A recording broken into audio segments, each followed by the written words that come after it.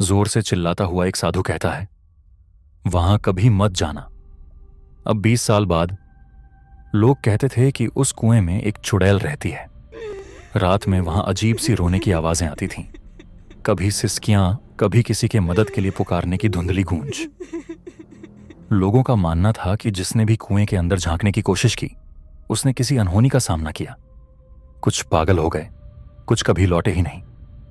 सैफ, गांव का एक 22 वर्षीय युवक, इन बातों पर विश्वास नहीं करता था। वह पढ़ा लिखा था और इन भूत प्रेत की कहानियों को सिर्फ अंधविश्वास मानता था। लेकिन उसका यह शक जल्द ही डर में बदलने वाला था। एक दिन शाम को जब वह अपने दोस्तों ताबिश, मोहन और दीपक के साथ कुएं के पास से गुजरा तो उसे कुएं से सिसकियों की हल्की आवाज आई। कोई है वहां? सैफ ने जोर से पूछा। कोई जवाब नहीं आया, लेकिन कुएं का पानी हल्का सा हिलने लगा। ताबिश ने उसका कंधा पकड़ा। सैफ, चल यहां से, यह जगह ठीक नहीं है। लेकिन सैफ की जिज्ञासा बढ़ चुकी थी। रात में जब वह अपने बिस्तर पर लेटा था तो उसे वही आवाज फिर से सुनाई दी। सैफ! वह झटके से उठ बैठा। कमरा अंधेरे में डूबा था, लेकिन उसे लगा कि कोई वहां खड़ा है। धीरे धीरे उसकी आंखें अंधेरे में देखने लगीं और उसने देखा दरवाजे के पास एक लड़की की परछाई थी। लड़की के लंबे बाल भीगे हुए थे। सैफ ने डर से आंखें बंद कर लीं। जब उसने दोबारा देखा तो वहां कोई नहीं था। अगली सुबह सैफ ने गांव के बुजुर्ग बाबा नागेश्वर से कुएं के बारे में पूछा। बाबा पहले तो कुछ नहीं बोले, लेकिन फिर उन्होंने कहा, बेटा, यह कुआं आम कुआं नहीं है।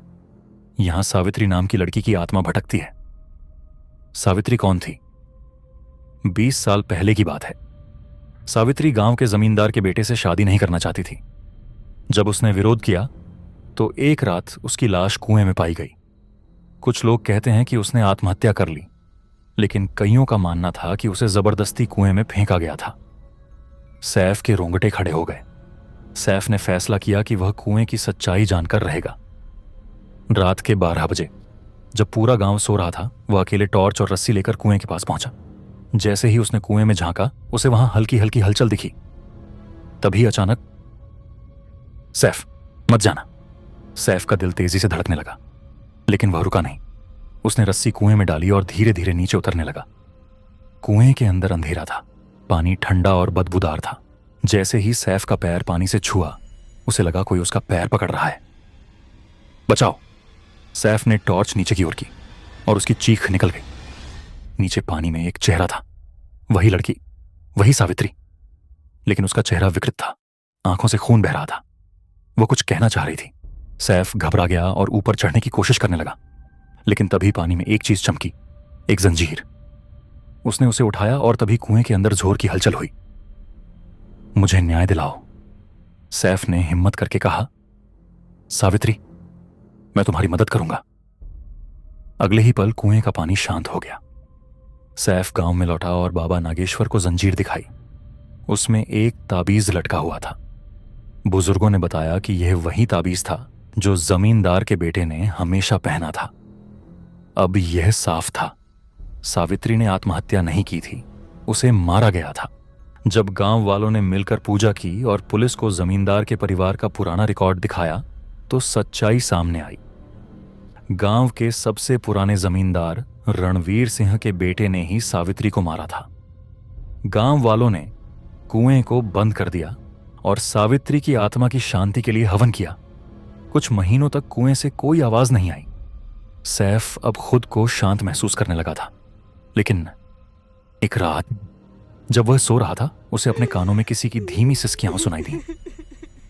सैफ, मेरी मदद करो। सैफ की आंखें खुली।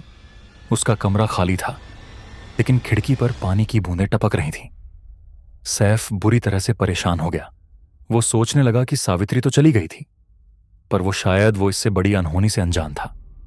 सैफ रात में उसी साधु बाबा के पास गया, पर जिस जगह वो रहता था वहां कोई भी नहीं था। अब सैफ समझने लगा था कि वो कोई मायावी था जो साधु बनकर उसे गुमराह कर रहा था। सैफ उसी वक्त कुएं की तरफ दौड़ा। जब सैफ वहां पहुंचा तो उसने देखा सावित्री बेहोश थी और वो उसकी रूह को अपने साथ ले जा रहा था। सैफ की नजर उसके हाथ पर पड़ी। उसके हाथ में वही ताबीज था जिसकी वजह से सावित्री उसकी कैद में थी। सैफ उसकी तरफ वो ताबीज लेने बढ़ा, पर मायावी ने उसे दूर गिरा दिया। पर अचानक से सैफ का दोस्त वहां आ गया और वो भी उस मायावी से लड़ने लगा और ताबीज जमीन पर गिर गया। तभी सावित्री को होश आ गया और अब सावित्री अपने भयानक रूप में आ गई। फिर उसने उस मायावी का गला दबाकर मार डाला।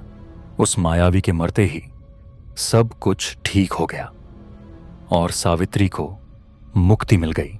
सैफ और उसका दोस्त वापस आ गए।